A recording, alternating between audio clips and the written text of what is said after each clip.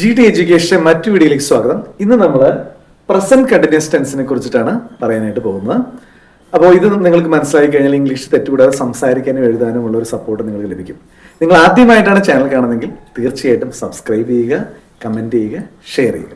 അപ്പോൾ നമുക്ക് വീഡിയോയിലേക്ക് പോകാം. അപ്പോൾ പ്രസന്റ് കണ്ടിന്യൂസ് ടെൻസ്, അപ്പോൾ നമുക്കറിയാം പ്രസന്റ് ടെൻസ് 4 ഡിവൈഡ് ചെയ്തിട്ടുണ്ട്. Simple present, present continuous, present perfect and present perfect continuous tense. Today we are going to discuss about present continuous tense. അപ്പോൾ എങ്ങനെയാണ് present continuous tense? എവിടെയാണ് present continuous tense ഉപയോഗിക്കുക എന്ന് പറഞ്ഞാൽ ഇപ്പോൾ നടക്കുന്ന ഒരു കാര്യത്തിനെ സൂചിപ്പിക്കാനാണ് നമ്മൾ present continuous tense ഉപയോഗിക്കുക. അപ്പോൾ ഇവിടെ he is going to school now. അവൻ ഇപ്പോൾ സ്കൂളിലേക്ക് പോയിക്കൊണ്ടിരിക്കുന്നു. അവൻ ഇപ്പോൾ സ്കൂളിലേക്ക് പോയി. അപ്പോൾ he is going to school now. അപ്പോൾ സബ്ജക്റ്റ് സിംഗുലർ ആണെങ്കിൽ അവിടെ സപ്പോർട്ടിംഗ് വെർബ് അല്ലെങ്കിൽ ഓക്സിലറി വെർബായിട്ടുള്ള ഈസ് ഉപയോഗിക്കണം, plus ing form of the verb. അപ്പൊ he is going to school now. ഇവിടെ ഷീ ആണ്.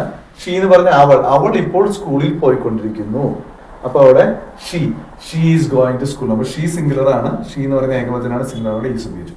ഇനി ഐയുടെ ഒപ്പം നമ്മൾ പ്രത്യേകം ശ്രദ്ധിക്കണം, ഐയുടെ ഒപ്പം ഉപയോഗിക്കുന്ന ആം ആണ്. ഐക്ക് ആം ആണ്. ഞാൻ എന്നുള്ള വരാണെങ്കിൽ അവിടെ ആം ഉപയോഗിക്കണം. I am going to school now. ഞാനിപ്പോൾ സ്കൂളിലേക്ക് പോയിക്കൊണ്ടിരിക്കുന്നു. ഈ ദേ വന്നു കഴിഞ്ഞാൽ ദേ ആണ് സബ്ജക്റ്റ് ആയിട്ട് പറയുന്നുണ്ടെങ്കിൽ ദേ എന്ന് പറയുന്ന അവർ, അത് പ്ലൂരലാണ്, ബഹുവചനമാണ്. അപ്പൊ അവിടെ ആർ ഉപയോഗിക്കണം. They are going to school now. ഈ വി എന്ന് പറഞ്ഞാലും ഞങ്ങൾ, അത് ബഹുവചനമാണ്. അപ്പൊ we are going to school now.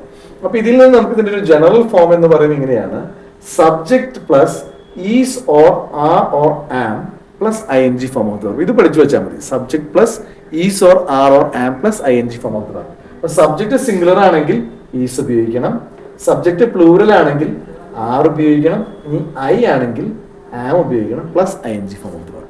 അപ്പൊ എല്ലാവർക്കും വളരെ ഈസി ആയിട്ട് മനസ്സിലായെന്ന് വിചാരിക്കണം. അത് ഇപ്പോൾ നടന്നുകൊണ്ടിരിക്കുന്ന കാര്യം സൂചിപ്പിക്കാനാണ് പ്രസന്റ് കണ്ടിന്യൂസ് ടെൻസ് ഉപയോഗിക്കുന്നത്. അതിന് വേറെയും യൂസേജസ് ഒക്കെ ഉണ്ട്, നമുക്ക് വരും വീഡിയോകളിൽ ഡീറ്റെയിൽ ആയിട്ട് പഠിക്കാം. ഇപ്പൊ നിങ്ങൾ പ്രസന്റ് കണ്ടിന്യൂസ് ടെൻസ് കൃത്യമായിട്ട് പഠിക്കുക. മറ്റു വീഡിയോയുമായി നമുക്ക് വീണ്ടും കാണാം. അതുവരെ this Reigns Thomas signing out.